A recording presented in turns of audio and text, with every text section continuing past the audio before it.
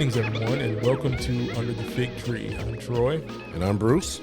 And we welcome you to our Season 2 finale. Woo-hoo. So the Season 2 has been really interesting. We've had a lot of fun this season, and it's a good way to end it. Yeah, I think so. This is going to be so much fun for you guys, and I think it's going to be, the guest that we have in studio today is going to be so helpful, and there's no better way for us to end Season 2. So buckle up and get ready. I think you're right. Before we introduce our guest, I want to make sure we say hello to Stephen Ratliff in West Virginia. Hey, Steve. And also our listeners in Redwood, California. Wow. Imagine that, Redwood, California. Yeah, so, that's awesome. We want to say hello to those folks and to everyone else that's listening. And so for now, what we want to do is we're going to talk about marriage. Mm-hmm. I think this is a great way to end Season 2. And we have in studio with us our good friend. These are two of my favorite people in the world anyway. Mine too. But it's Dr. Tim and Sheryl Brewer. Welcome. Thank you. Oh, we're so glad to be here today. This is an honor. Yes, it really is. And we've been looking, I know we've talked about this for quite some time about having you guys on the show. Yep. And I think this works out perfect to end off the season. And we know you guys have been doing marriage counseling for quite some time. So we wanted to have you on the show and really glean some of your knowledge and some of the experience that you guys have. But first, we want to know how did you get started in marriage counseling? Well, it was one of those times where we were going through a lean season, actually. People have always been drawn to Sheryl and myself, both for wisdom and advice. Even when I was teaching, I spent 20 years in education, and people were like seeking you out to try to get advice. How did you do this? How did you do that? And then it seems like naturally, spiritually, folks were coming to us going, how do we deal with this in our relationship and all that? And it was through a lean season where I was out of work, and my dad was very sick, and were seeking, God, what's next for us? You know, we had gone through a real tough time in the economy where jobs were hard to find, and right. and then Dad got sick, and we had to move back to Charlotte so I could be closer to Dad, drive down and take care of him, and we were praying, and finally, we were kind of saying, hey, I think God's calling us to counseling, and Sheryl was kind of feeling the same thing, and so that's how we got started. I started working on the doctorate and learning things, and it was just kind of a natural outgrowth of, I kind of think, where God was pushing us. For me, I'm a hardhead, and the way he gets my attention is sweeping my feet out from under me, and I hope that there are no other listeners like that who deal with that, but that's the way God talks to me sometimes. He has to get my attention, and it kind of pushed us that direction. Sheryl? I was just going to say, when he mentioned that it came from a dark time for us, it was actually the worst year of our marriage. Wow. The year before Wow. God called us to do this. Wow. And I just want to encourage anybody who's listening, if you're going through that dark time, that's the tunnel of the birth. Yeah. The The Wow. light is at the end Oh, of that's that. awesome. I like that. That's great. So just wait, hold on to God, Yeah. and then that's hold on to each other, awesome. because he's got something to birth out of that. So how long have you guys been doing this? We've been trying to figure that out. I think we're somewhere around 7 years now, I believe. There may have been some informal stuff going on before that, Right. but probably around 7 years, it looks Right. like. Yeah. Yep. So you talked about God kind of pushing you, in that direction. What did that look like? Did more people start calling? Was there demand that was put on it? What kind of walk us through that process? What did it look like to begin to step fully into what you do now?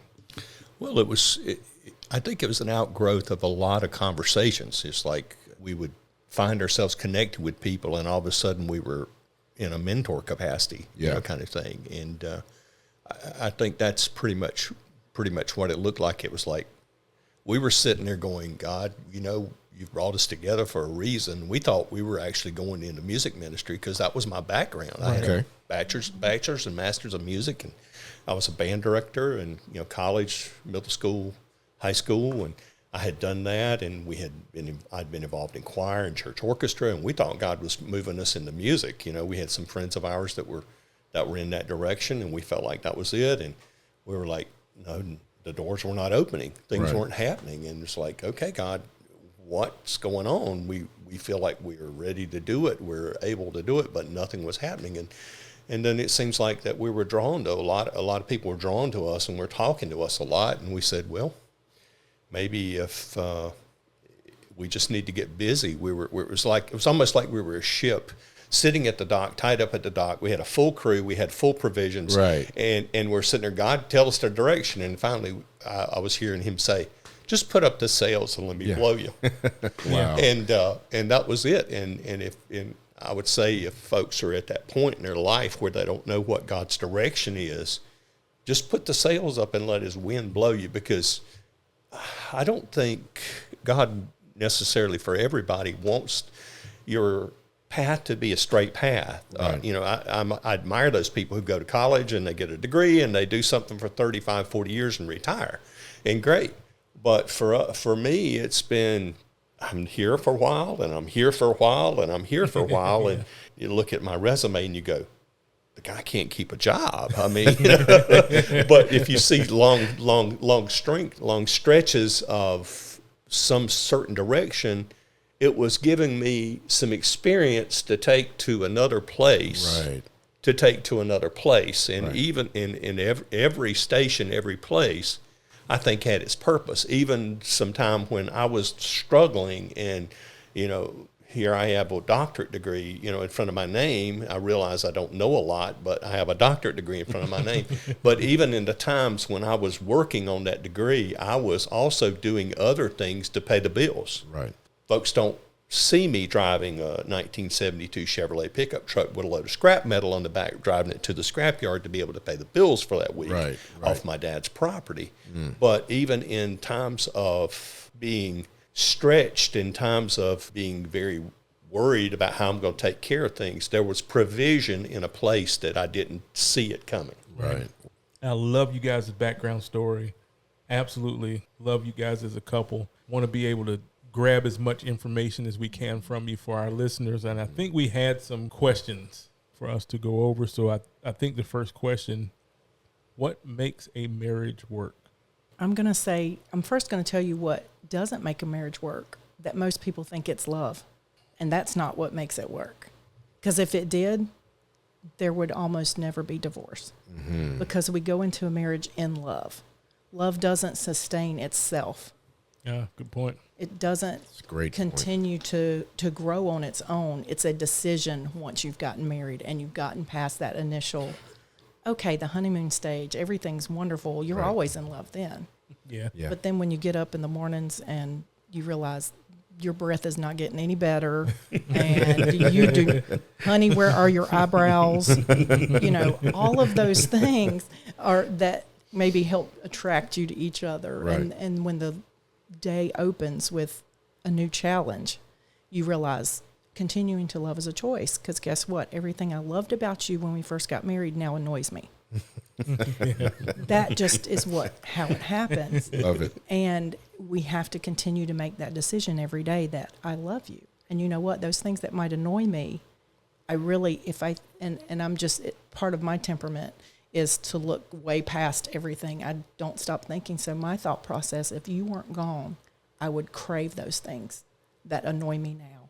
I would ask for the Lord. I want Him back, and I would never complain about those things ever again. Wow.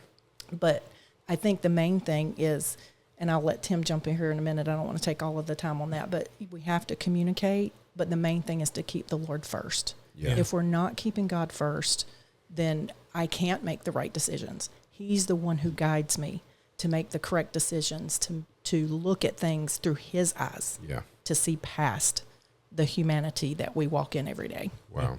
Right. It's a couple of things I would say is to understand that we have to teach couples that they're on the same team.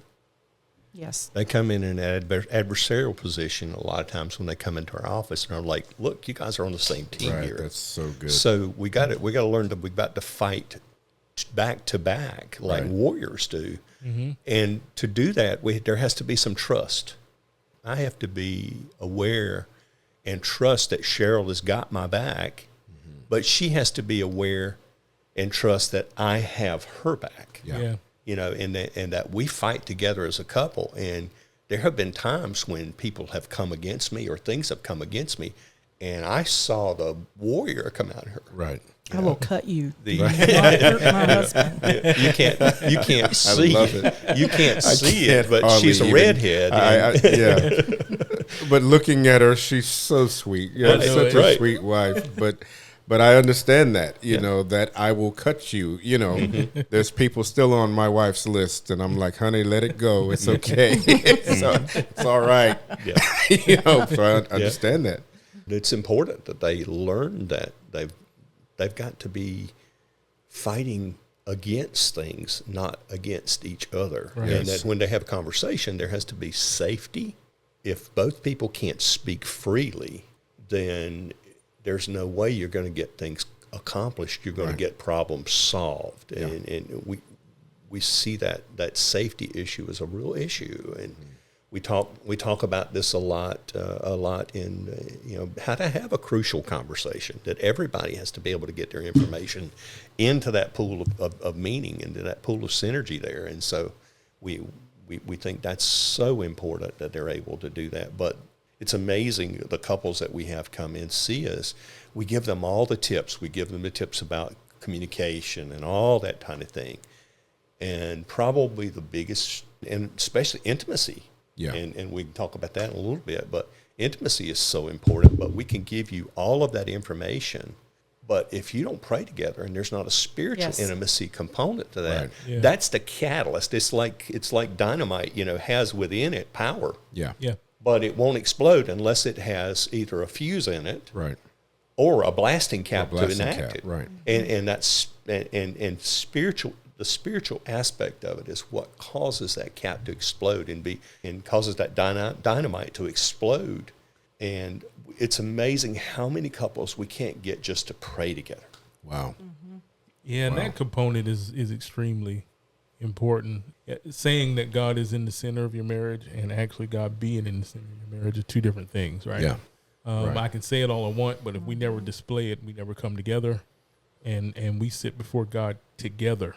Yeah. I get your individual time. I got Right. no problem with that, but that time together as a couple, being one flesh in front of God, Yeah. I think is very crucial. And it's interesting that you're saying that's one of the things that you don't see too much, because it's kind of going to lead into the segue of the next thing. Because I'm looking at marriage in different stages. You have that early stage where everything is beautiful, then you have that other stage right after that was like, this is really getting on my nerves. Yes. And I mean, you have several stages of marriage that you go through. But I would, maybe we can answer that question or this question in line with that. But what are common issues that you see in marriage? Maybe in the beginning, maybe, as people get older. But what are some of the common issues that you guys see? I would say the thing that's funny is you're right. The issues go in stages. Yeah. It's true. Yeah. Because that initial stage is the once everything wears off. In the beginning, you're like, oh, honey, I don't care. Whatever you want to do. And it's always deferring to the other. Right. Yeah. Then you realize, wait a minute, we are one, but we are still two people. I still have the way I think. You still have the way you think. Mm-hmm. So then they start butting heads on why can't we make a decision? Because at that point in your life, you're looking at, maybe buying your first house. You're looking at trying to make some big investment things, Right. money-wise. And we all know money can be a very big issue Yes, for couples. absolutely. And sometimes once you get past that initial stage, you start facing those issues. And people trying to decide what are the important things? What are we going to spend our money on? Yeah. And that's one of the things, and I might be jumping ahead, that we love to do in our premarital. We make you think about those things before you get married. Yes. Yeah. Let's That's already awesome. have that planned out so we know what are our big plans, what are our big dreams, and let's have a timeline for that. Yeah. So that, because finances can be a huge issue Yeah. Right. for right. couples. And then, of course, as you go on into life, as the kids take you 5,000 different directions. That's only a slight exaggeration because it's probably only 1,000. But it sure feels like you're never on the same page. If you have more than one child, they're in different activities and their parents are going different directions. And at the end of the day, are they connecting with each other, or is it we're just falling in bed exhausted and we don't talk? Right. Yeah. Right. Boy, that's so important. Yes. I can remember having a conversation with my wife, and I said to her, my children are 35 and 36 now, but I can remember having a conversation with my wife and telling her, I don't want to look across the table at you and try to remember your name. Exactly. Now, who are you again? You know, I said that's not how that's supposed to go. Let's be deliberate about staying connected. So I identify very much with that. You know, we only had 2.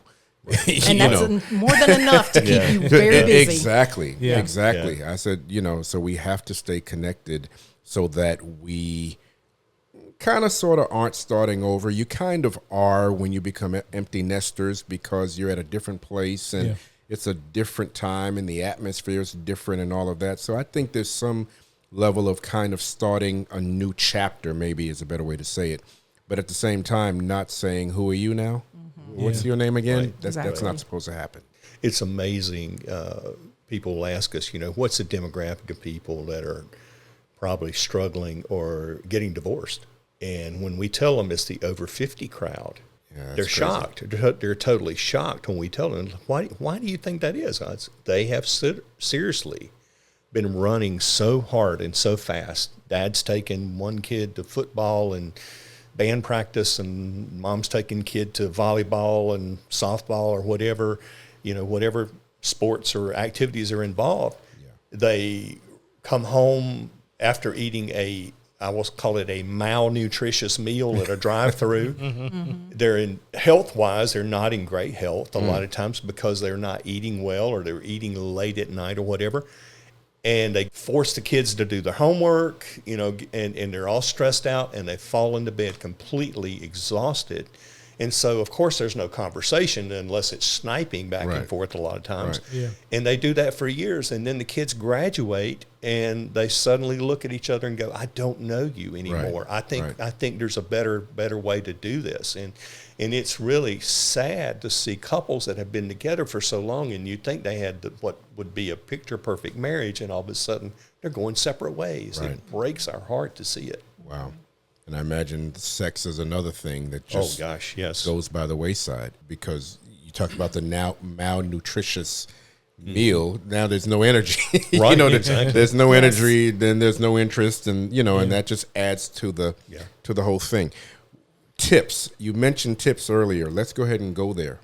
What kind of tips for conflict resolution would you suggest? How do we get past those rough places? I call it unpacking. You said earlier, you start out, the sun is shining and the birds are singing, you know what I'm saying? And like the Disney, I don't know if I can say Disney on the radio, I just did, sorry. The Disney, cartoons, and they come with the birds come and lay these wonderful flowers on her head and everything. Right. But then a couple of years go by and you actually start unpacking because everybody seems to show up with baggage. Right. Oh, yeah. That's kind of the way we teach it. Everybody Absolutely. seems to show up with baggage. Oh, yeah. And so you don't see everything until some years go by and you decide, okay, I think I can go ahead and unpack that. And it's like, whoa, I didn't know that was in there. Yes. So help us understand, give us some tips on conflict resolution. We call the baggage, we call them landmines. Sometimes because it really is. It really is. Big blow up. That's a good way to put it. I'm standing here or sitting here talking with Sheryl, and all of a sudden her eyes get big, and I realize, oh, I've stepped on something. What did I step on? Wow, it's that's almost good. like what is the game Battleship? Yeah. I've sunk her battleship. Wow. Something I said, and I might be speaking from a rational mind, but she might be might be receiving it from an emotional mind. And so we have to understand that. And we all have little landmines that have either come from especially couples that have been married before from prior relationships Yes. or from very bad relationships, and you're trying to communicate, but don't realize you're stepping on something. Yeah. And it happens a lot. And so, yes, we got to start going back and digging a little bit and finding out where those go, and then working through a process sometimes of forgiveness, of forgiving some of those things. Yeah. So, I was just going to say, he's mentioning old relationships. Sometimes those relationships were childhood. yes. Sometimes it's Right. family. Yeah. Sometimes it's your perception of what life was at home before you get married. Mm-hmm. The good, the bad, everything in between. And if you're not having safe communication with each other, so many couples will come into a situation, and because of their temperament or whatever happened to them in the past, because they can't handle conflict, they're just going to shut down. And we don't talk about it, so nothing gets resolved. Yeah. Then it just blows up again. So when he talks about the safe conversation, that's what we talk to them about, where we talk to them about the types of communication, about trying to be assertive and not being passive aggressive or passive, and not even speaking your mind, because that doesn't solve anything. Yeah. So we tell them you have to be willing to trust each other in a relationship to hear things you don't want to hear. Yeah. Wow. Like absolutely. you might not like what I have to say, but you have to know I'm coming at a place from love. Right. And I'm telling you because I trust you Wow. with this emotion That's and with right. this memory, so that we can work past it, and to help me understand. If he sees those eyes pop open, he can say, I'm not your stepdad. Yeah. I can say to him, Wow. I'm not that old girlfriend. Wow. And it helps us remember. And you have to receive it from a place of, you're saying that because you care for me and our relationship, so I can let that go. Because eventually the eyes quit getting big. Right. Yeah. You replace those things with good memories, with good relationship. And if you don't have that open communication, it can't happen. Wow. That's so good. One of the things we do talk about is assuming positive intent. Absolutely. It's amazing with all the baggage that people bring to a relationship, is that they think that every conversation is to tear them down.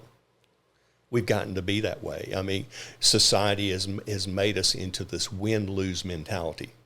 I've got to win every conversation. I've got to win everything. Business is that way. Sports teams are that way. And we're such a sports-driven society now. Correct. We think, I got to win everything. Wow. And when the thing is we have to understand, when there's a winner, there's a loser. Is my wife going to be the loser? Right. I don't want my wife the loser, because I don't believe in that. I don't believe that way. I believe if I win, my wife wins. If both my win. wife Yeah. wins, I win. Yeah. You know, Yes. I don't want losers. Right. We don't want them to be losers. I love her too much. It Yeah. took me too long to find the right woman. Right. And I don't Amen. want anything. I don't want anything that's going to be detrimental. One of the things we try to teach couples is when you got to have a conversation every so often. Right. You need to. We recommend once a week at least. But the first question you ask is, you start on the positive side. What am I doing that's helping you? Am I doing something that's helping you? Please tell me. If there's something I'm doing that's helping you, let me know, so I'll be sure to continue doing it. Right. And then the next question is there something more you need from me? Yeah. And each person, I ask those questions, and then she asks those questions. Right. And so it gives us an opportunity to have a little bit of sugar. You know, they say a little bit of sugar makes the medicine go down. You know, you get a little sugar to start with, then there's stuff I need to work on, because Yeah. we all have things in our relationship we need to work on. I Sure. mean, you know. And if I can say this, Tim has the best way of asking. He doesn't say, like, what can I do to help you? He asks, what can I do to make you successful this week? Wow. Yeah. That builds me up. That helps me know he thinks everything I do is important Yeah. and that I'm going to be successful, That's good. instead of, just what can I do to help you? And that might mean, hey, we're going to have these sessions, and can you have this leftovers heated by the time I get home so we can eat quick? It might not sound like something crazy, Right. big, but it's huge to me. Yeah. Right. And That's then good. that shows his heart in serving me, because Yeah. the biggest thing is to sacrifice for each other. We don't like the word compromise, Right. Yeah, that's good. because that goes back to somebody's got to win. You're Right. keeping record. Yeah. But if you that's sacrifice, awesome. there's no record. I do like that. I love the wisdom that you guys have in that area. the winners and the losers. I never really thought about it that way. I know early in our marriage, we had to learn how to argue.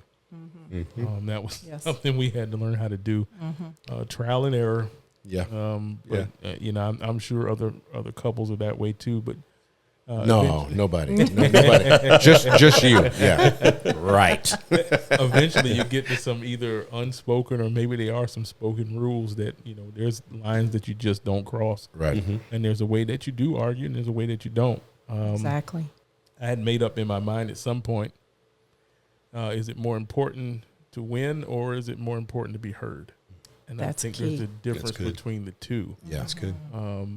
I don't need to win the argument. Sometimes you just want to be heard. Yeah. And I would say this too.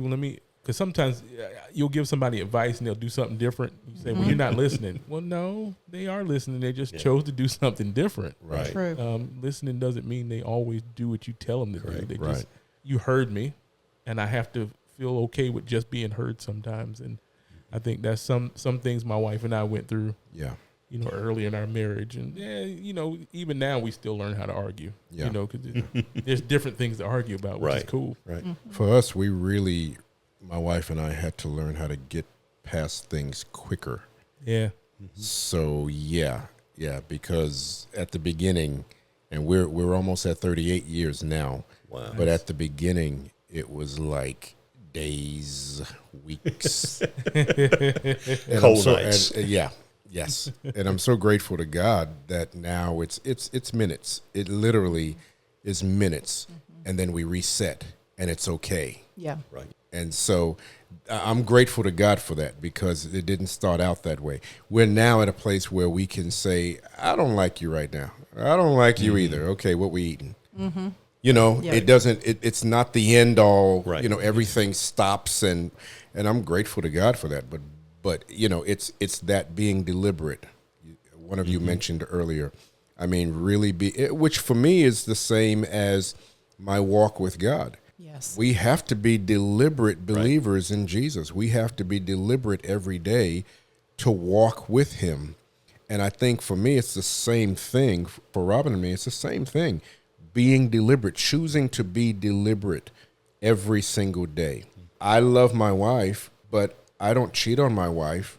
I don't deliberately hurt my wife. I don't say ugly things or do ugly things, not because I love her. You made that point at the very beginning, but because I love him. Yes. That's right. Yeah.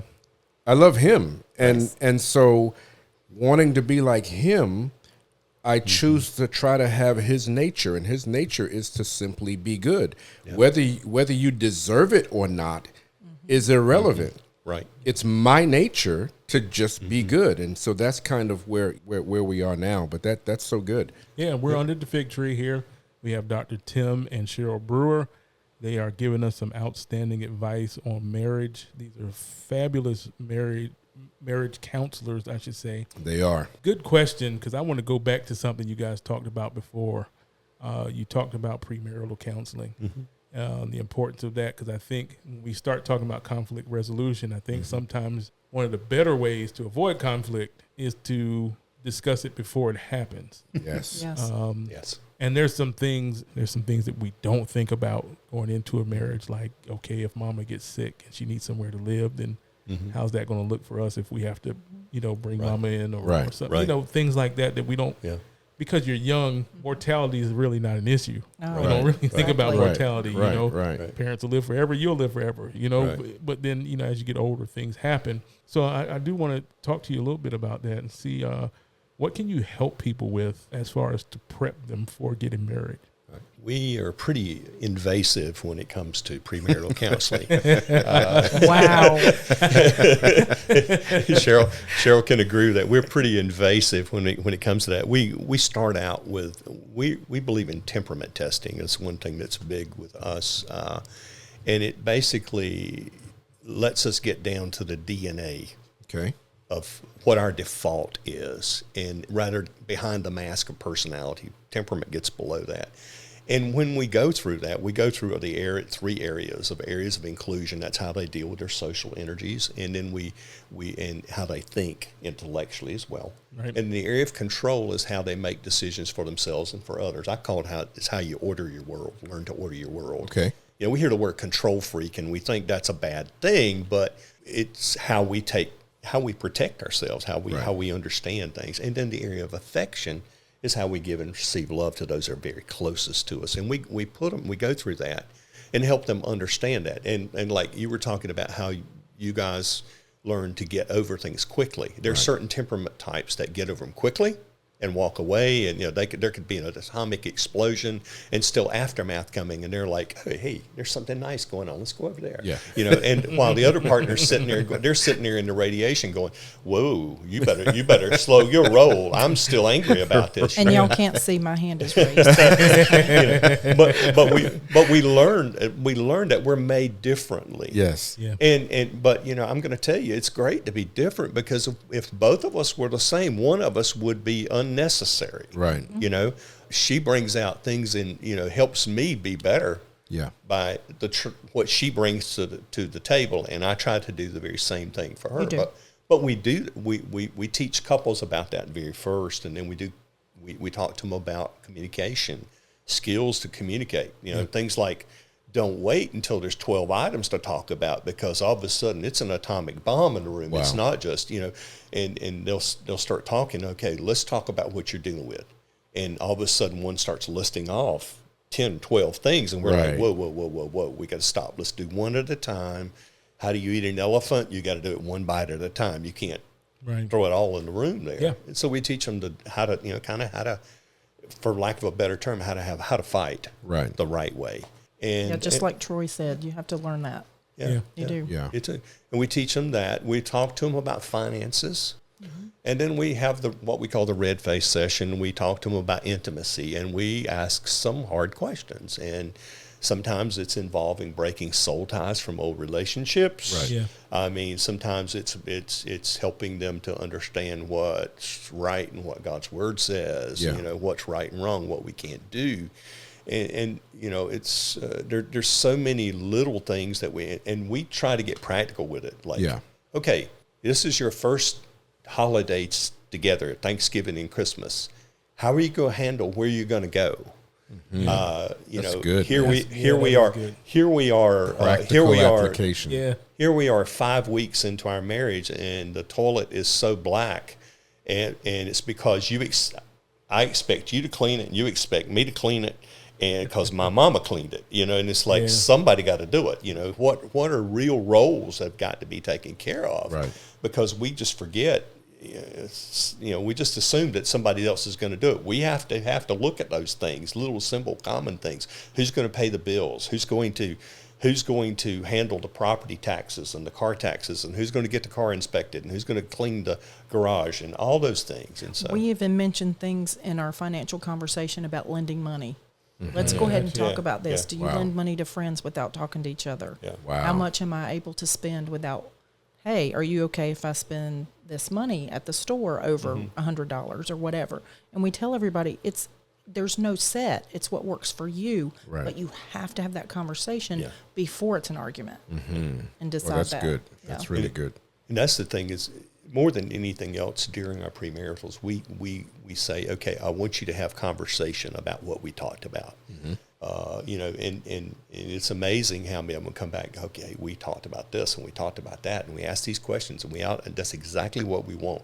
It's not to give you hard, fast facts, because we're very careful about giving advice in this weird world, litigious world that we're in. Right. But we're going to give you some suggestions, some things that we've stumbled through. Yes. And things we've seen other folks stumble through too as well. And sometimes it's my mom used to use the example of getting kicked by the mule. I'm going to show you how not to get kicked by Maud. And she called her Maud. How not getting kicked by Maud if we can help you, And so we want if we can help you avoid some difficulties, we give you a chance to have more success at the beginning. Right. That's awesome.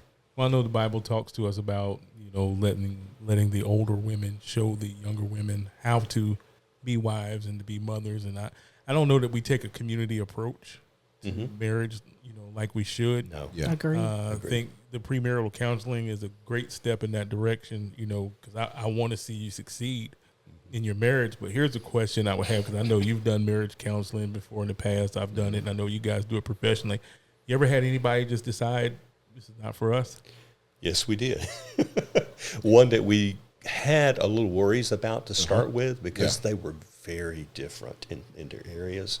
I think they were more in love with the idea of being married than actually being in love. Yeah. Wow. That kind of thing. Wow. They just didn't want to live it out. They wanted the honeymoon. They didn't want to get down to life is not a honeymoon. Wow. That's only going to last a short time, and they didn't want to hear that. Yeah. They didn't want to get into the practical of what was going to happen. Did they get married anyway? No. They didn't. They did Okay. not. But we're grateful that Yeah. at least opened their eyes to that, and they Yeah. didn't make that step. So looking at, the point of having premarital counseling and stuff like that, I think one thing we could probably all agree to, that most of the conflict in marriage at the beginning is probably over two things: money, sex. Yes. Probably the two main things that people have an issue with. Now, I know, Dr. Tim, talking to you a few months ago, you said you guys were noticing something with people, in their late 20s, early 30s in that area. Because when you first told me about it, I thought these were older people, but you said there's a lack of physical intimacy from people in their marriage. And I'm thinking, okay, if you're like in your 70s or 80s, that won't be me, by the way. Yeah. But if you're like in your 70s or 80s, I guess I can kind of get it. Right. But when you told me these folks were in their late 20s and early 30s, Right. going a year and a half, Yes. Two. 2 years. Yeah. 2 years. Wow. Yeah. So what is that about? I think it's a lack of connection. They're just really not connected. This is one couple that we've really had a hard time getting them to have devotion together and pray together and all that. But when you're disconnected, you don't want to be intimate. You don't want the person. The term intimacy into me see. We talk about that. They don't. There's no transparency, and there's just no connection. And we're seeing it a lot. We're seeing couples sleeping in different rooms. Now in the beginning of their 30s, and I'm going, what in the world is going on? That is we say there are 5 types of intimacy, and that's one of the very most important types. Yeah. It's not like we're sex therapists or anything like that, but it is a vital portion of who we are. When we look at all the different types, agape, storge, phileo, and eros. Eros is an important part of our marriage relationship, and without that, there's a piece missing. Right. There's something that needs to be there. And I will just say, when we talk to couples about the areas of intimacy, we do that definitely in our premarital, and we tell them if you don't have these, the physical's not going to happen, or it's not going to be what you want it to be. Mm-hmm. But the main one we tell them about is it all starts with the spiritual. Yeah. Right. And some people are like, but I don't want to think spiritual for physical. And we're like, but you're not going to have it the way God intends it if you don't have the spiritual. Right. Yeah. And if you're not open to each other spiritually, then you're not emotionally, you're not recreationally, intellectually, then the physical is just not going to come. And we see people, they pull away in different areas. Mm-hmm. And then when you start talking about it, they don't have any of those areas of intimacy. So what are some signs for that? You said they pull away. Mm-hmm. So what are some signs that you could look out for? Yeah, sure. So one of them is that you're not talking and communicating. If you were only, and when I say that, there are couples who, hey, we took the kids here. Hey, what's for dinner? Hey, what do we have to do tomorrow? What's our schedule? Well, that's a roommate conversation. Right. That's not a couple conversation. Wow. Right. So good. We need to dig into emotionally, not how was your day, like what just happened, but I can tell it wasn't a great day. Yeah. What happened? What is bothering you? Can I help you? Because here's the thing, if we're not praying for each other with what we need and we're just generally praying over each other, then we're out of touch. Yeah. Yeah. So we have to know what's going on. We have to be talking about, hey, this is what's happening at work, and I feel like it's spiritual. Yeah. I need you to help me pray about it. Right. Or, hey, I'm having conflicts over things I'm trying to deal with, and I just am not sure for direction. I need you to help me pray about that. If we're not praying about details that are specific for each other, we're not intimately close. Yeah. I can pray a general prayer over him. We pray the prayer of Jabez over each other every day. Yeah. And Yeah. that's wonderful. But then we got to go beyond that, Yeah. Right. Yeah. because I can pray that over anybody. Sure. But there are only some prayers I can pray over my husband, Right. Good and point. only some that he can pray over me. Right. So when we see couples starting to pull apart, if you're not praying, and then here's the thing, if you're not spiritually connected, are you emotionally connected? You're not talking, you're not having those conversations. Are you intellectually having those conversations that make me think? Yes. Yeah. And see, you can't talk about one without the other. They're all intertwined. Yeah. And so once you start pulling away from one of those areas, the whole thing unravels. On that note, as you were speaking, a question came to mind, Troy. How much does social media play into what you're talking about right now? That separation, and that. Can you speak on that just a little bit? You got an hour and 45 minutes. Why? Cliff yes, we notes, do. honey. Cliff notes. Yeah, Cheryl knows I can get long-winded with answers, and that's why she's saying Cliff Notes. Social media is a scary thing. It's a wonderful thing, and I keep up with a lot of former students and former friends in college, and people that are close to me, and watch what's going on through our church and all that kind of thing. It's great, but it can be very divisive, just like everything's going on right now. And that's another issue that we see with families that we can talk about. But Right.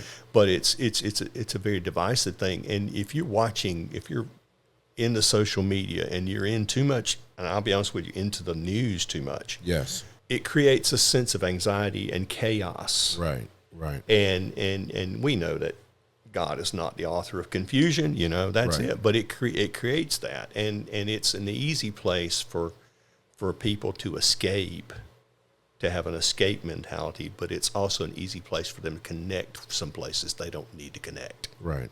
It's easy to keep up with. Hey, we had our 35th class reunion, and there's so and so that we were close to in college, and all of a sudden I'm developing a relationship, chatting back and forth, Right. and all of a sudden you're in a danger zone and you don't realize you're in the danger Right, zone. right. And so Bruce, I love you asked that, because one of the biggest things is comparison. Oh, wow. Especially women are really bad. Oh, look what she drives. Look at how beautiful her children look. Oh, look at her house. My house doesn't look like that. Yeah. Wow. And it doesn't even mean money, but it's chaos at my house. Yeah. I'm not controlling my kids. It doesn't look like that. And we have to realize, like Tim always says, it's to Facebook. Yes. People aren't putting their real That's life on exactly there. right. They are showing you what they want it to look like or Yes. want it to be, and it's not true. And we have to realize that is false. Yeah. And when we let the enemy play on our mind with that, it'll take us down a rabbit trail we can't come back. Wow. Yeah. Just want you to know I'm stealing that to Facebook. it's a good one. I just, as they say, a blind squirrel gets a nut every once in a while. I did that. I came up with that. But it really is. I mean, you show the best meal you've ever eaten. Yes. Yeah. You show the best place you've ever visited, the prettiest part of your home. And I always make this joke, and please don't be offended. I'll say we only show the pretty children we have, So please don't be offended. But we show the best life because Yes. it's like our personality. We want people attracted to us, Yes. and it's not the real world. Now we do have friends on the other side of that. I wish they weren't quite so transparent. Yes. We have a couple of those, and there's a great function. It's called the hide function. Yes. I don't defriend. I just don't see your post. Right. Yeah. Right. And I try to only as last resort to do that, but we want everybody to be attracted to us, and sometimes we really go into what I call imposter. There's a term in counseling called the imposter syndrome. Wow. Kind of thing. Yeah. Yeah, I have. I didn't necessarily plan for this question, but I mean, it just came up. What's the role for family in a marriage? Because we did talk about community helping out a marriage, but is there a line with your in-laws or cousins or uncles and aunts and stuff? What's the line? Yeah. I love that you asked that. And I know, and I do want to add something since you said community. That is, and then I'll get back to that. One of the things we always recommend to our premaritals is find a mentor couple. Yes. Yeah. Yes. We always tell them to find, and the thing is they're not a mentor couple unless you want the relationship you see. Wow. If you see them good. talk Good or stuff. hear them talk That's behind each really other's good. back, Yeah. Yeah, that's not good your stuff. mentor couple. Yeah. It's the marriage you want to have. Then that's Right. who you need to be your mentor. Sorry, I just had earlier from what that's you great. had said. Yes, we talk about family. We talk about one of the things we tell them starting off is you do not talk to your parents about your fights. Because once you do that, you make them pick sides. It's just going to happen. Yeah. Yeah. And you get past it, and they're still holding on to it. Yeah. They're still Right, thinking about, right. you said that to my little girl. Yeah. Wow. Or you treated my son that way. Wow. You know, they're Right. going to hold on to those things. Yeah. And so we tell them to be sure and keep those things separate. Yeah. And there is a line that husband and wife come first. Yes. Kids, family, the whole unit is next after God, of course. But then everybody else has to fall in line somewhere after that. Yeah. And they can't take first place of what God intended family to be. That's true. It's amazing how many folks they'll have fights and they run to mom and dad, and all of Yeah. a sudden mom and dad just can't forget. They just can't forget the Yeah. conversations. Right. And even adult families, you don't tell your children a lot of things that you're doing, because you're making kids take sides, Yes. especially when there's divorce in the situation. I always Yes. say that when elephants dance, the flowers get trampled. And that happens a lot of times in divorce situations where families are split. You're making your kids choose between mom and dad. Wow. No, that's not our place to do that. Let's do our fights separate. Yeah. And let's do what we need to do to support our kids. And that's a big thing with divorced families now and blended families. There's so many blended families. There's Right. so many dynamics in parenting of blended families. And I wish there were, a lot of folks say, well, give us a recipe. I mean, I can't give you point. Yeah. I wish, because one size doesn't fit every family. That's right. Right. That's right. And there's some blended families are probably some of the most healthy families I've ever seen in my life because they've made a point to prioritize their relationship, Yes. their husband-wife relationship more than it is to kids. Yes. But also to make sure that every kid feels value in that family and that relationship too. And Troy, if I could just circle back to the initial question, part of that also, we talk about the communication between us. You have to have communication with your family. Yeah. You have to let them understand why we can't come to this event because we have this going on in our family, and it's not that we don't love you. Right. Because sometimes families get stressed. Well, you always came before you got married. Yeah. Why can't you come now? Wow. You were Yeah. always bringing the banana pudding before. I don't understand. We always depend on that. So Right. you just have to be open and say, it's not that we don't love you. It's just time we can't come. Right. Yeah. And so you Yeah. have to keep open communication with the extended family too, so that they understand. Because otherwise, then it starts pulling you apart. Yeah. Because then you feel like you have to take sides. Right. Yeah. And don't put yourself in that situation. Together, you let your extended family know these are the things that are important to us. You are too. But this is my family God gave me that I have to be accountable for. Right. And then we take care of the rest of things as we can. That's So that's good. another one. The practical things we talk to them about. It's like, hey, look, we're glad to come on Thanksgiving. We may have to come to this house from 11 to 2 and this house for dinner, Right. and it swaps next year or something like that. But Christmas is going to be at our house because we're not renting a U-Haul to bring a bassinet and a stroller and 42 bags of diapers and all this stuff. Yeah. Right. We're going to have a Christmas at our house, and if you guys want to come during the holidays, you're welcome. We'll work out a schedule and all of Yeah. that. But just say, hey, remember how much it was to be able to bring the family to some Yes. other family. You remember that. Right. And when you have those conversations early, you can avoid confrontations with your family too, with that extended family as well. All right. Again, this is Under the Fig Tree. We're with Dr. Tim and Sheryl Brewer, and we're discussing marriage, some of the roadblocks, obstacles, and even some of the beauty of marriage.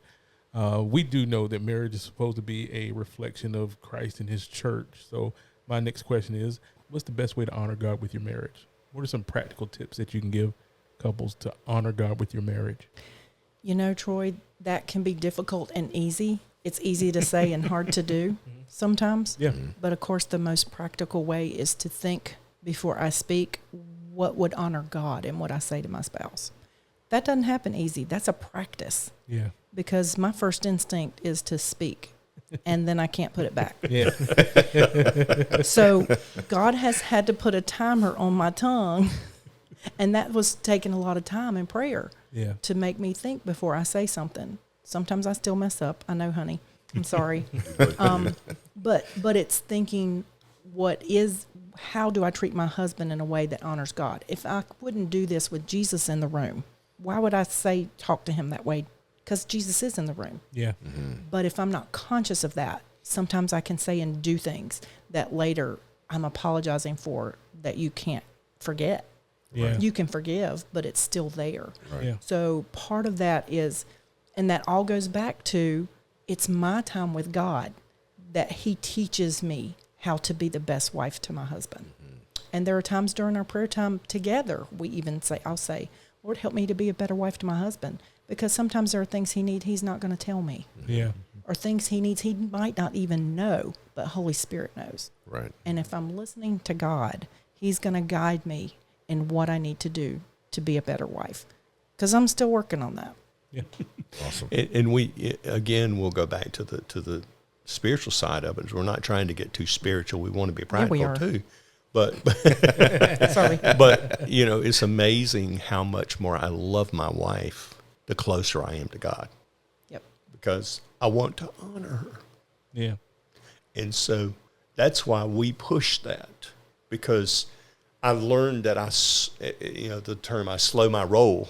When I am closer to God and she comes at me with something that might actually cause me to go from the emotional side, I'll take a deep breath and I'll go, okay, now I can answer. We tell couples a lot of times, we call, and folks can't see this visual image, but we use the pointer finger, and we'll say sometimes when you're having a conversation, hold up the pointer finger. We call it giving the finger. Not the And middle that's why I finger. prefaced it with that. Hold up the point. And I had to thinking about how I was going to say that on the recording, but giving the pointer finger, give me a moment. Right. Because I love you too much to hurt you with what I want to say right now. Right. I value your relationship to me too much to do damage. So give me a minute to think, and then I'm going to respond. Yeah. And so, I could go into a ton of brain study about, I was picking at Bruce about going through the amygdala, Yeah, and the brain study and all that, how that we process anger, and we go into that fight or flight mode and all that stuff. But I'm learning, even at my age, I'm learning there's a healthier way to answer. Mm-hmm. And we have to, and it comes with time, because let's face it, we are a busy society. There's we talked about chaos going on all the time. We are exhausted, and when exhaustion happens, we default to the emotional side. Yeah. Just about every time. Yeah. Wow. Now I call that the difference between reacting and responding. Yes. Good. Yeah. Yeah. It's very good. That has helped me personally. Yeah.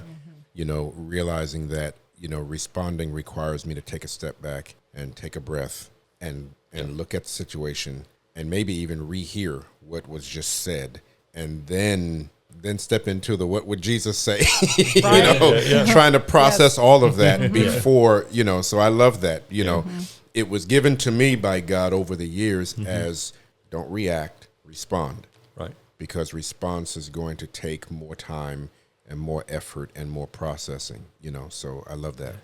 It's called listening to understand rather than listening to win. Yes. Again, it goes back to that win-loss ratio. Society way we've been trained to win. Yeah. And unfortunately, our conversations in society in general have gone that way. And it's easier for us to take what's there one of the business guys talks in business about spillover. Okay. And what happens in our work life spills over into our family life. Boy. And that's a whole nother session. But we learn how to do it there, so we bring it home, and we just instead of helping, we destroy our relationship by doing that kind of thing. Yeah. And if I can add one quick thing, it's learning how to give grace. We always want grace. Yeah. We always want it, but how often are we being mindful to give that to our spouse and to those around us? We have to learn to walk in that. And it's a practice, just like everything else. Yeah. Let me practice giving you grace, because I know your heart. You probably had a rough day. Maybe you didn't respond the way I wanted you to. So if I give you grace, we walk through this situation without having a fight. Yeah. But if I don't walk in grace, we're in trouble. Yeah. Wow. And don't get me wrong, we have moments. We do not have a perfect marriage. If anybody says they have a perfect marriage, I usually have choice words for them. It's just we don't. We have moments where we have to go. We got to take our own medicine. Right. We got to be careful, and because we work at a breakneck speed. It seems like between our practice and our daily lives, we work at a breakneck speed, and sometimes we kind of go, "Oh wow, we did it again." Yeah. So the world would call it a practice. I look at it as a ministry. Yeah, you guys absolutely. do. Yes. Absolutely. I look at it all day long as a ministry, and that kind of leads to this, because you, like you said, you work at a breakneck speed.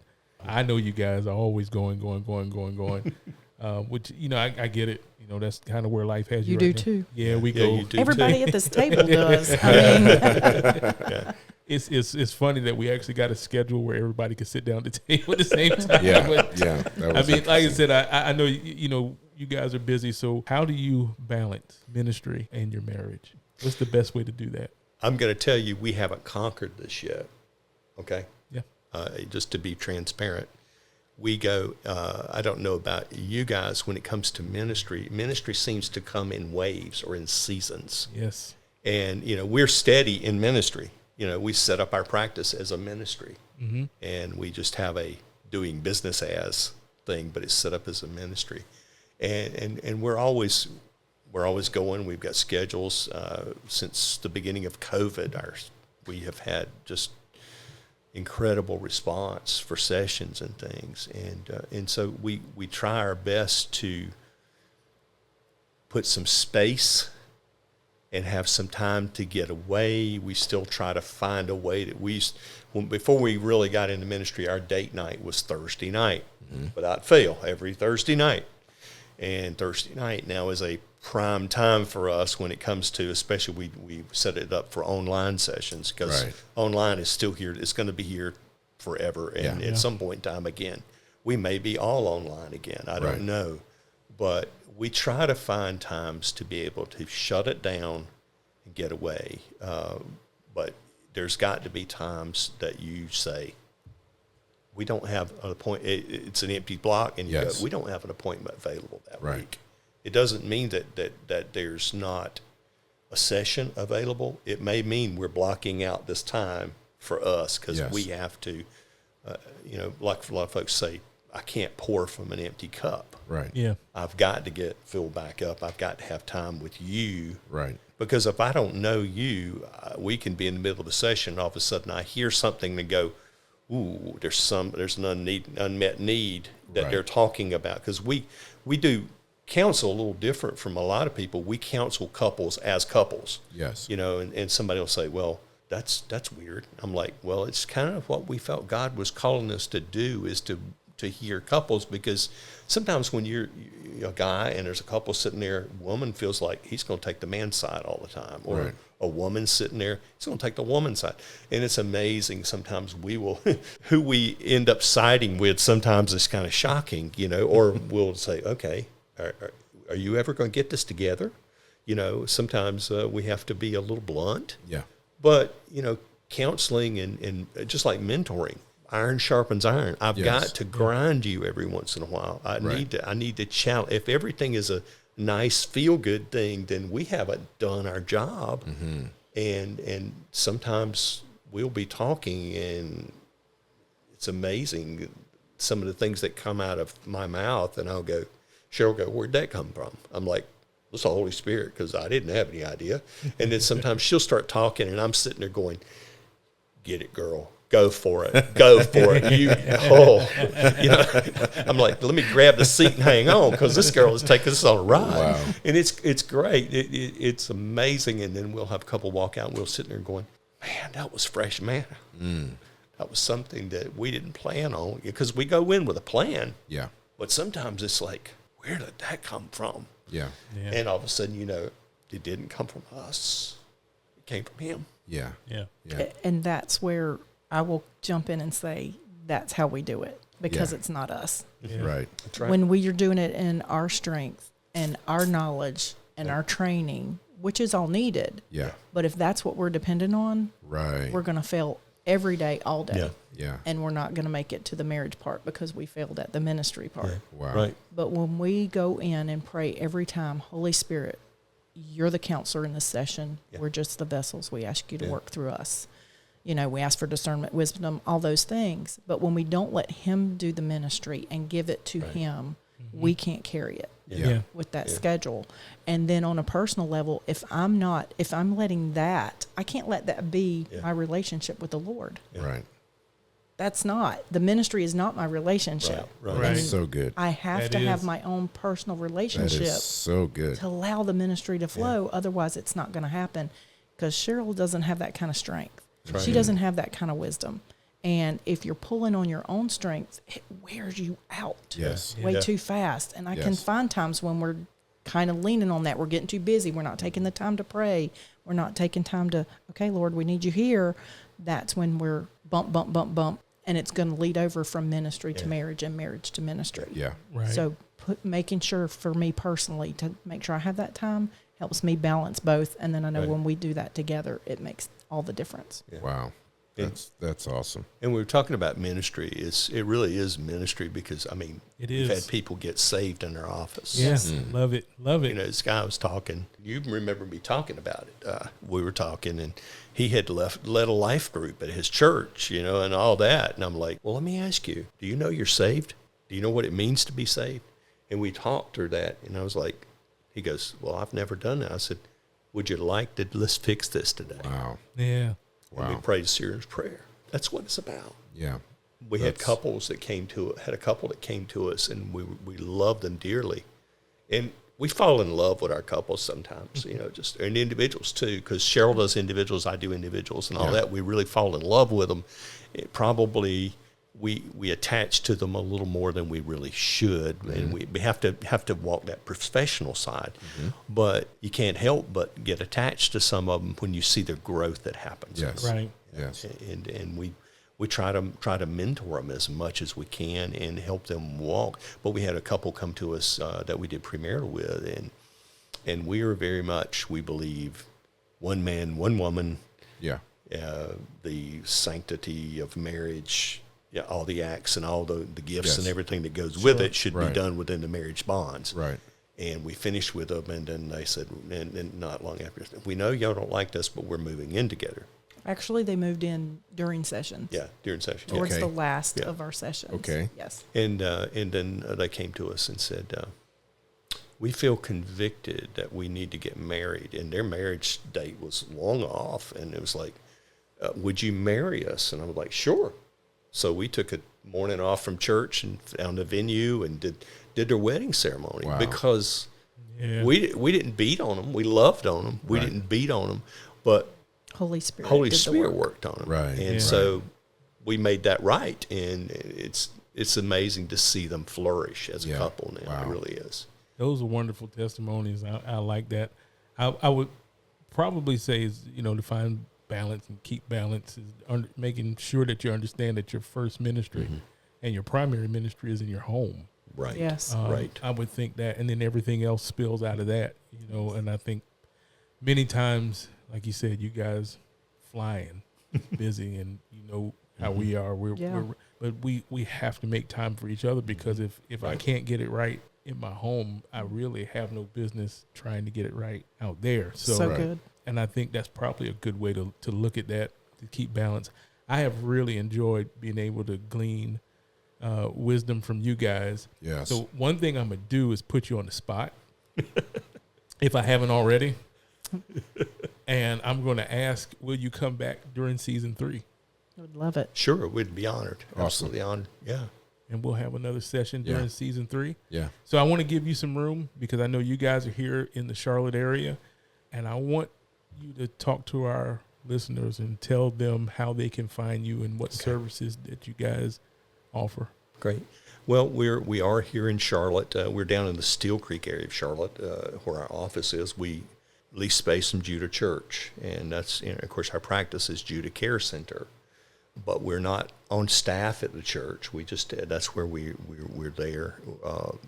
We were able to get space there, and we do service a lot of the people from that church. But it's amazing the majority of the people that we work with come from outside of the church in the community in the area.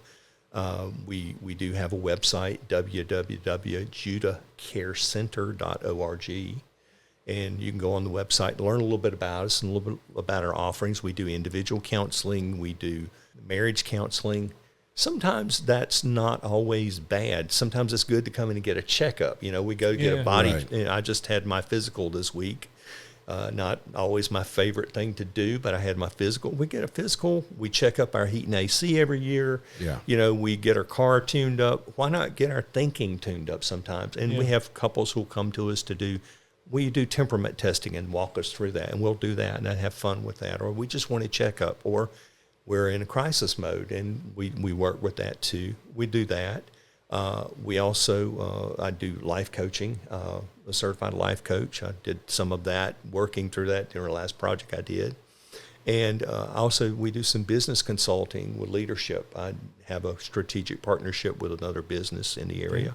And a pastor I met at a Pastors and Leaders Conference recently, in about 2019. Okay. And we've struck up a friendship, and we have developed a lot of leadership things, and it's amazing when we do those things. We have people walk up and go, "You're a pastor, aren't you? Or you're a preacher?" Or one of us or both of us, they'll say that to, and I'm like, "Why? Does it show?" And he said, "Well, all the things you talk about are biblical." And I said, "Well, we designed the coursework to have biblical principles because we know biblical principles win. Right. They work. They work in life. They work in the workplace." I said, "But he said, "Well, I wish you would really give God more credit." And I said, "Well, I would love to do that." I said, "But, everybody's not as open as we, as you are to this." I said, "But, we stand on the principle that his word would not return void." Right. Yeah. And so if we put those principles in you, at some point in time, it's going to return. Sure. There'll be an opportunity to open up and speak to somebody. But we do those things as well. And so, we have a contact sheet on the website where folks can put their information in and what they're looking for and their email address and phone number so we can get back and talk. And we call people and talk to them and make sure they're a good fit. Even though we are Christian counselors, we take people from where they're at, because everybody's walk is not all in the same place. That's Right. right. We're not preachy. Right. I mean, I've had people who are not believers who come to us and work, Sure. and we work with them, but we take them from where they're at, and sometimes it means I'm helping you get to a better place in your relationship with God, in addition to working through problems. And so Right. Cheryl does that. She's Mama. Everybody calls her Mama Cheryl, because she will mama them to death. And we've got one couple will say, "Mama Cheryl, will you pray with us before we go? I need one of them Mama Cheryl prayers." And so, but that's kind of we're available there. I'm also listed on Psychology Today as well. You can find us there too as well. And so we have the ability to be found. Give the website one more time. www.judahcarecenter.org, and Judah has JUDAH. Yeah. Like Lion of the tribe of Judah. And so it's easy to find us. Awesome. You guys got anything else you want to say to the married couples before we go? I just want to say it's been awesome to be here. I listen all the time. You guys are like my Yes. lunch break getaway. I'll have a crazy day at work, and I'm like, I just need to hear Bruce and Troy. So I will turn on one of the episodes, and then I can make it through the afternoon. Oh, awesome. I just truly enjoyed your last series. Yes. Oh, my gosh. prophetic. amazing. Awesome. Amazing. That can help anybody, whether you're a prophet or not. Yeah. There's so many wonderful principles. So I know you said to the married couples, but I had to do that plug. That's the truth. So I'll let you say something. We'll slide the check over to you after a while. We love the wisdom that comes through this this podcast. It really do. There's just such wisdom, and I'm at the stage of my life where it's like I need something that's going to sharpen me. It's going to push me a little bit more. I can't stay in the same place. Yeah. I have to grow. Yeah. And it takes wisdom on a certain level to push me that way. And we really love that. And it is an absolute awesome ministry you guys have here with this, and we're so excited to be able to just to be a part of it today. It's just a really wonderful thing. But Well, it's been fantastic having you guys and being Absolutely. able to pick your brain and I mean, you've given so much. This is such a rich, and that's why you guys that are regular listeners, you're having the whole thing. We didn't break this up because we knew it was going to be really, really rich. Yeah. And so it's being broadcast as one full podcast because we just didn't want to break it up. We knew ahead of time how rich this was going to be. Yes. And so we just thank you guys so much. And we can't wait to have you back when we start season 3. Yeah, so I'm Troy, And I'm Bruce. and we have been here with Tim and Sheryl Brewer, and we are so grateful to you for joining us here under the fig tree.